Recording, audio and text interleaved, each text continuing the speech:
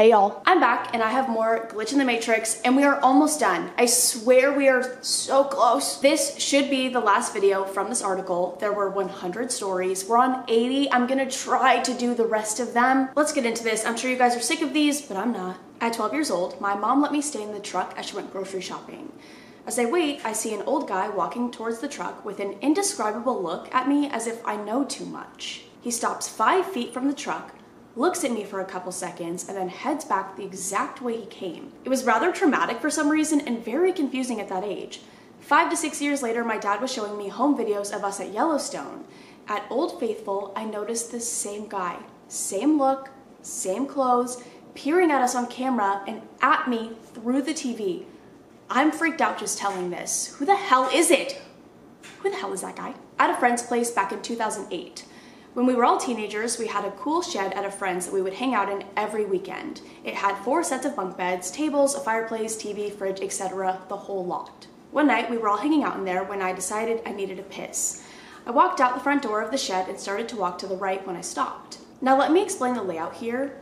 As you walk out of the shed, his house is to the left and to the right is where we all parked our cars. Further out, you're left with empty fields and trees. It was dark by now. The lights from the house illuminating the space between the house and our cars, but trailing off just past them. As I took a step to the right, intending to go behind the cars to relieve myself, I saw my friend's older brother standing there.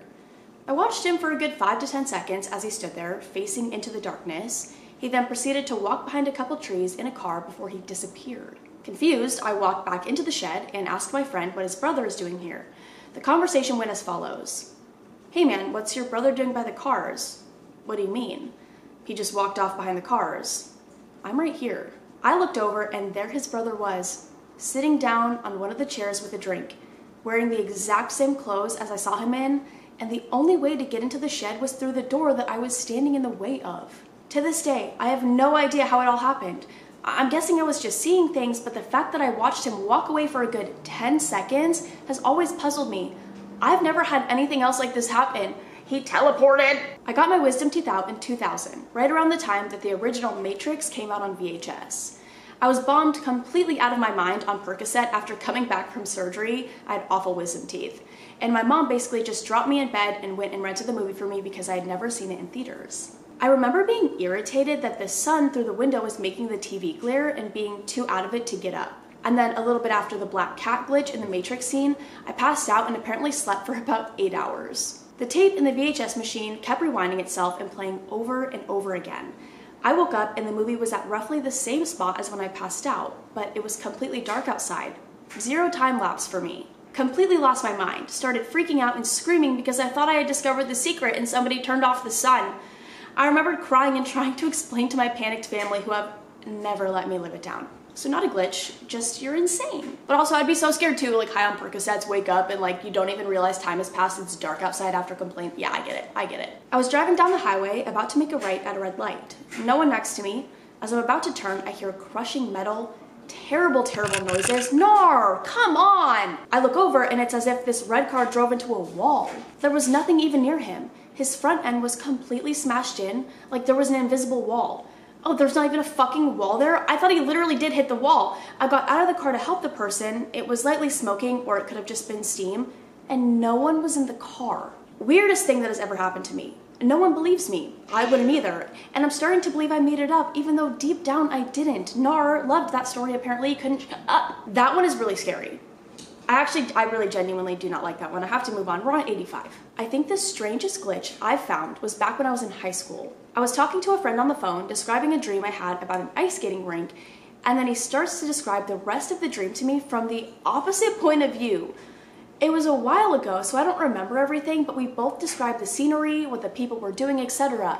Freaked me out when it happened. Why are people having the same dreams? Why is this like a reoccurring thing? I don't like it. I was chasing a bug that was zipping around my apartment, moving oddly, like it would stop and hover. Not quite the right word, more like it would stop and freeze in place midair. My girlfriend came over asking what the hell I was doing, trying to kill this weird bug, and we're both looking at it against a solid white background when it just vanishes. Stopped existing. We looked everywhere. Nothing. The bug just teleported out of the apartment. Wait, that's like a dream come true. I was sitting watching TV when I heard a few loud bangs as if somebody had fallen down the stairs.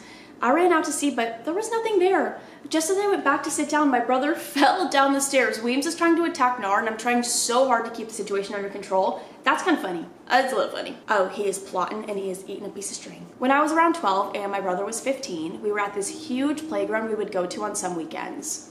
It was out in the country, so it was the kind of place that you would only go to every now and then when parents wanted to take their kids on a day trip kind of thing. There were 2 big hills, and each had several slides on it going down the outside. On one of the hills, there were these slides that went inside the hill and came out at the bottom. So you would climb up to the top of the hill, sit on the slide and go down, in through these tunnels, twisting and winding, then come out at the bottom. My brother and I were at the top of the hill waiting for one of the slides. It got quite busy when we noticed a boy getting out of one of the slides. He had obviously walked up it or had gotten in and changed his mind. We moved out of the way as an older man went to help him out, grabbed his hand, and lifted him out of the slide. We didn't think much of it and went down the other slide and went on with our day. No more than half an hour later, we were back at the top of the hill waiting to go down another slide when I looked over at the slide that the boy had come out of, and there was a cage welded over the entrance to the slide. I asked my brother, "Hey, did you see the boy come out of there before?" And he said, "What the hell? Yeah, with that man." I'm so confused. We went over, had a look at the slide, and there's absolutely no way anyone could have gotten in or out of that slide. The cage looked like it had been on there for weeks. We still bring it up every now and then. I don't know if it was paranormal or a glitch or what. No, that one confused me so bad. I had to pause in between reading. I can't. In college, I met a friend and shortly afterward had a dream about being on a trip with his family, who I had never met. Several months after this dream, the exact interactions and conversations played out. I knew the next 3 things him and his family were going to say before it even happened. What the hell? Okay, we're on 90. We got 10 more and then we're fucking done. We're done. I was in London on the tube, seated with my earphones in and just daydreaming.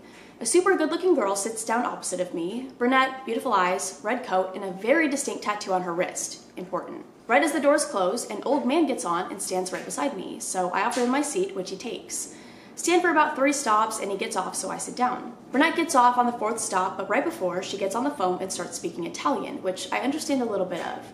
My stop is still a while away, so with my earphones still in, I fall asleep. I wake up and check my watch, been asleep for around 15-20 minutes. At the next stop, an old man gets on next to me, so I stand up and offer him my seat, which he takes. At the following stop, he gets off and a lady comes in, face exactly like the brunette, except she was wearing a beige trench coat this time. She takes off her coat before sitting down, and I notice she has the exact same tattoo on her wrist, and I'm so confused and a little freaked out. As we approach the next stop, she stands up to put her coat on. Crazy thing is though, about 30 seconds before we stop, she picks up a call and starts speaking in Italian, saying exactly what the other or same lady was saying before getting off the tube. That's insane because it wasn't just like the one glitch, it was like both the people. It was the old man and the girl. Yeah. I used to have a parking spot in a shared garage. The way my spot was, it was way easier to get into if my neighbor wasn't there. If he wasn't, I could swing through his spot and back into mine. If he was there, I had to do a multi-point turn. I come home one day and my neighbor isn't there, so I do my usual routine, swing wide through his spot, put it into reverse, start to back up. As I do, I look in my rear view to see that I'm about to back into my neighbor's car. It wasn't there 2 seconds ago, and it is now. I still can't figure it out.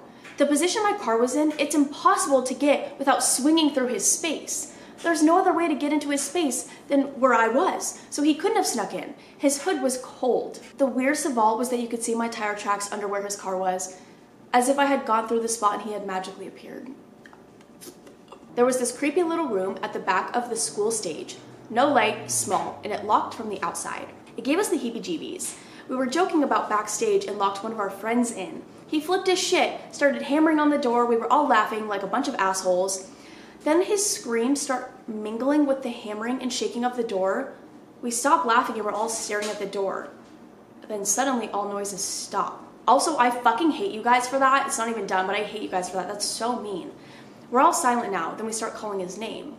No reply. Some of the bolder members of the group open the door and go in. He's not in there. We don't believe them at first, but it's a tiny room and he's not there. Then we start screaming his name and searching nearby. We spot him through one of the windows coming towards the building. We can't believe it and we all run to him. He says we let him out and we just stared right through him. We were crowding the door to the room that the dark room was in. No way he passed by us.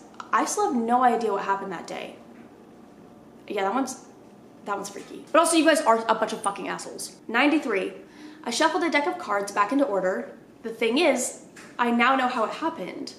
Well, way back when I was semi-obsessed with rifle shuffles, those fancy ones where you separate the deck into two and run your thumb up each side so they interleave and then you arch and they all go together nicely, I wanted to get really, really precise with them, so I practiced a lot. One day I bought a new deck, split it, and rifle shuffled it a whole bunch of times, at least 8 I would say.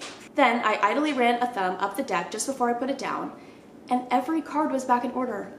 Something I already knew was impossible, or at least the odds are literally astronomical, being a number on the order of stars in the sky. It killed me for years. More recently, I found out why. If you rifle shuffle 2 exactly, the deck is split precisely into 2 and the interleave is exactly A/B. Then it is no longer a true shuffle and it's possible to sort the cards back into order as few moves as 8. Think of a formal dance where you change partners. If a non-random system is kept, then eventually every person will be back with their original partner. I would never have figured that out. You're very smart, and I would have literally told everyone that every day for the rest of my life, like I'm magic. I was in a lecture once and kind of bored, so just looking about. And I saw this guy sitting a couple of rows ahead of me. I remember him having quite a specific look, quite a large guy with a ponytail and long chin beard. I saw him sitting a couple rows ahead of me, then looked down at the door and saw him coming in through the door. Now either I'd passed out for a few minutes without realizing, or he moved at inhuman speeds to somehow leave and re-enter the lecture theater. Interestingly enough, the lecture I was in was on vision and optical illusion, so if I'd been paying attention, I might have understood what happened better. He has a twin, that's my conclusion to that. I was hungover, headphones on, hood up, crossed the road without looking, felt a push on my backpack, and I fell over from it. Take my headphones off, get helped up by a lady who said that if I didn't trip, I would have gotten hit by the bus that just went past. I didn't trip. Definitely felt a push. I think that's a ghost. Or the old lady pushed you. Okay, we only have a couple more left. When I was 15, I was incredibly depressed and struggling with my OCD and anxiety. It got to the point that I decided to... I arranged everything, note, when, where, how, etc., and waited. Ah, fuck. I waited about a week until my parents went out to dinner. I attached a note to my door telling my parents not to come in and to call the police. Got dressed in my nicest clothes, showered, did my hair, and put a suicide note on my shirt pocket. My father had a number of guns, and I chose one of them to do the deed with. A Beretta 92 handgun or something like that. This is so sad. I went into my bedroom, turned on some music, and laid down on my bed. I don't know if I want to read that part. Then it went into third person, where I was just kind of watching myself. I saw myself laying on my bed, slumped over, bleeding. I watched myself lie in my own gore for what seemed like forever. Then suddenly it felt like all the wind got knocked out of me and I was back in my bed. Click. The gun jammed. I threw it onto the ground and sobbed into my pillow for hours before cleaning up everything and going to sleep. I have no idea what happened that day, but I'm more grateful than you can ever imagine. Me too. After that, I really made an effort to turn my life around, and it did. It's scary thinking that I wouldn't be here if it didn't work.